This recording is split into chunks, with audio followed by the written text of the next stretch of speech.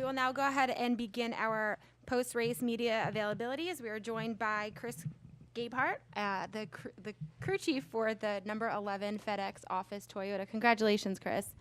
We'll go ahead and open it up to media for some questions. Please raise your hand and we'll get to you as soon as possible. We'll start here in the front with Jeff. Hey, Jeff Gluck from jeffgluck.com. Was the no tire calls today, was that like a difficult decision to wrestle with, or was that a no-brainer? Very difficult decision to wrestle with.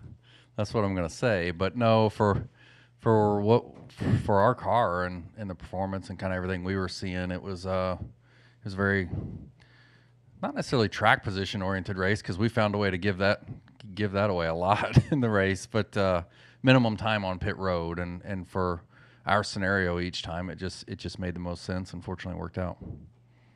We'll go to Bob. Bob Hockers, Fox Sports.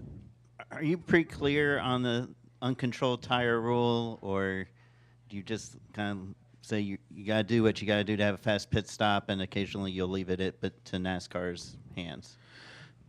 Yeah, I mean, NASCAR's done a good job of making everything pretty black and white on that. Of course, in the heat of the battle, it's my job to argue our case, especially when I think it's close. And in that case, we felt like it was, but the call didn't go our way. And at that point, you got to play the ball where it lies and rebound, regroup, and Denny and the team did a good job of that. And we are now joined by our race-winning driver, Denny Hamlin, driver of the number 11 FedEx office Toyota for Joe Gibbs Racing. Congratulations, Denny. Oh, shit. Hang on.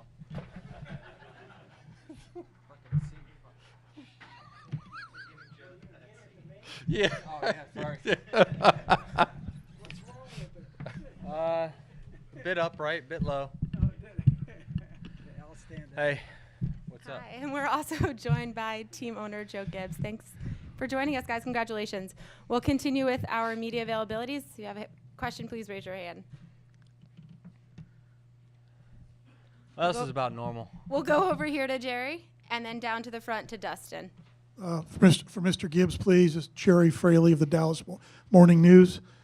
Mr. Gibbs, you find it all remarkable that only 7 races into the season, only 2 organizations have wins? 2 elite organizations, obviously.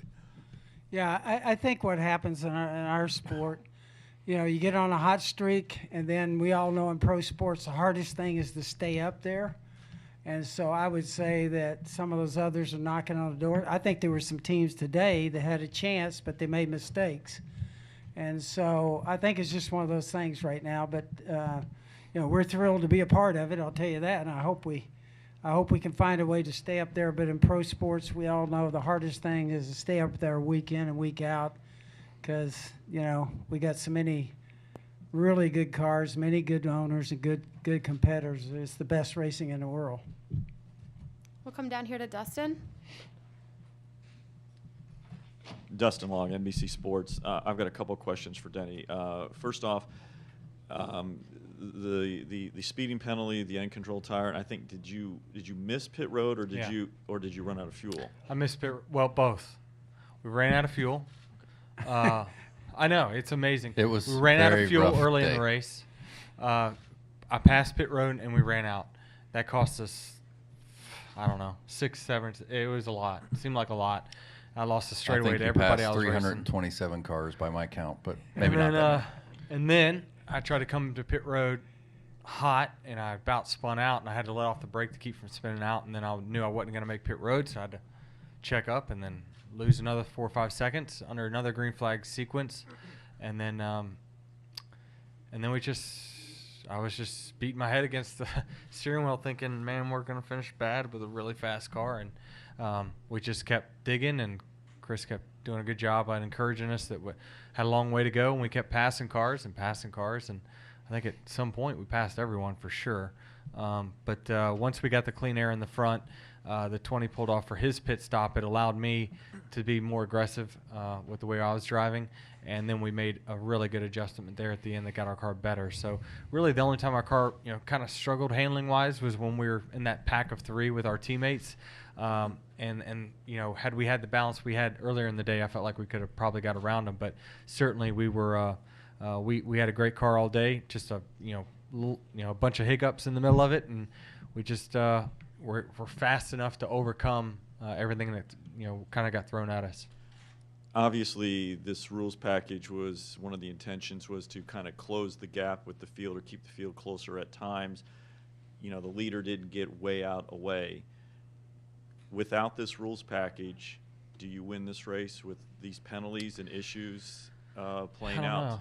Yeah, I'm not sure. I mean, as fast as our car was, I mean, maybe not, but certainly, our car was really reliant on drafting, having somebody in front of me to run fast lap times. But once I could control the pace and I got out front there in stage 2, I thought we were able to pull away as good as anyone from the pack. That just told me how fast our car was. I was able to drive it more aggressively, and then from that point on, I really thought I figured something out inside the car that made me be able to be more aggressive even in traffic than what I was earlier in the day.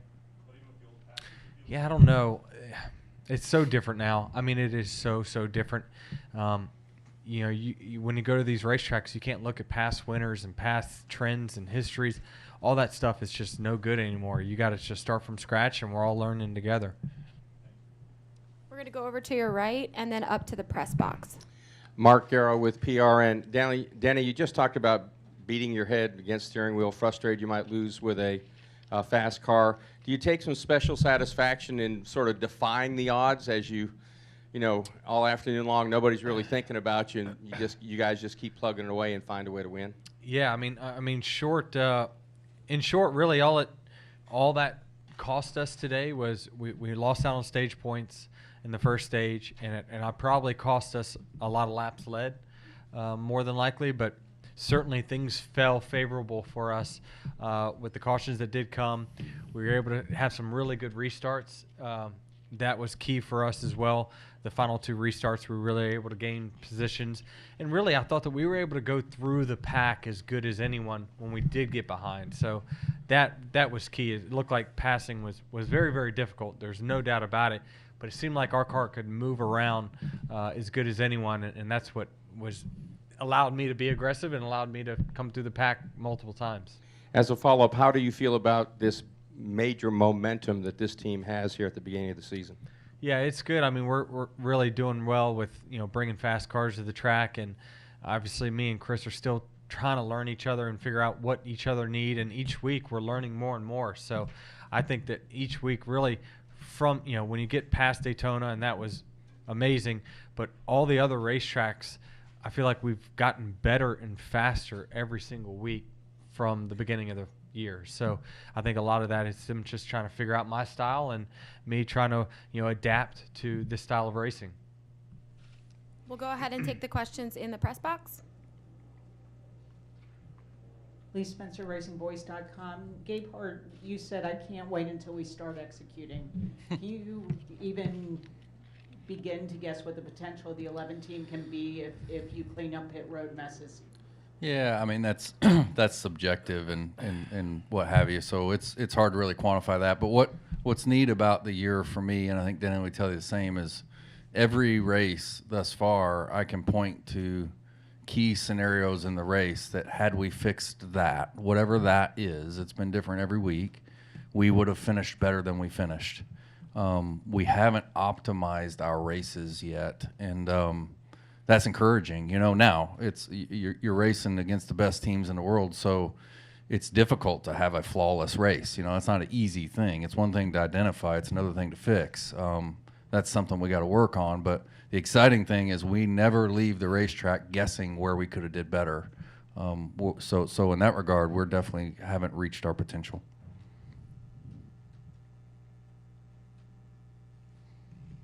Are there any other questions in the press box?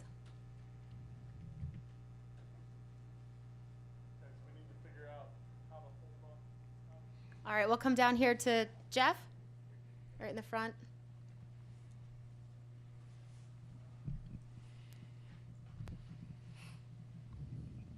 For Denny, this looked a lot more like the Vegas test where we thought everybody was going to be closer together. Was that because of the cooler temps or the VHT or both? No, you could run more wide open here. And it all has to do with as soon as there's off throttle time, that's when the cars get spread out. Everyone could pretty much run wide open through 3 and 4 here today. So really, in essence, you had about a mile and a quarter of straightaway, and really only turns 1 and 2 was the only place where you couldn't run wide open directly behind somebody. You could run wide open behind someone in 3 and 4. So there was more grip at this track than what we've had at any of the other tracks. So that's what allowed the packs to be tighter and the drafting to be more effective. So it's really has to do with when you're grip limited, you're not going to have pack racing. When you have an excess of grip, you will have tighter racing. Are there any additional questions? We'll go all the way in the back and then up to the front to Dustin again. Jordan Collard, North Texas Staley. Denny, with your second win of the year under your belt, you're still 8 points behind Kyle Busch. What's your mindset going into Bristol? Try to win and be first. That'd be awesome. We're doing a good job of plugging away. We're getting stage points. We're running up front. That's what I care about is just running good every single week. And this year has just been different than the last 4 or 5 years, I guess. Just in the sense of, it seems like we have speed.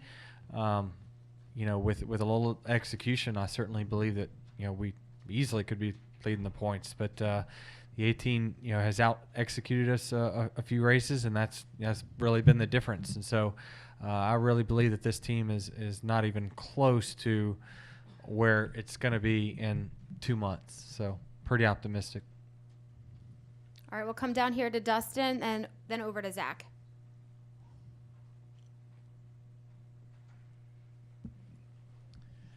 Denny, a lot of people talked about you might see teams start to kind of maybe potentially close the gap a little bit off the West Coast swing since it's been a couple weeks. They had a little bit of time to work on their cars. As you were going through the field, since you, as you said, passed 327 cars today, did you get a sense that there is a gap closing, or do you feel like as an organization, JGR has kind of spread it out a little bit more from everybody else off of what you saw since you were all over the place? Yeah, I don't know. Because, we haven't, we've qualified well with our 11 team, but in general, JGR, I don't know that we've all qualified that well this season. So I don't know if the all-out speed is, where we stack up as far as raw speed, but certainly the cars are driving, in my mind, better and better each week for me. And that's coming from Chris, the feedback I give him. He makes adjustments, and we get better. So, he told me this morning that he was optimistic we had a race-winning car, and I'll be honest with you, I thought he was full of shit. I thought that we really struggled with the balance of the car all weekend. It was not a good Friday for us, except for qualifying, where we tremendously overachieved. But he surprises me.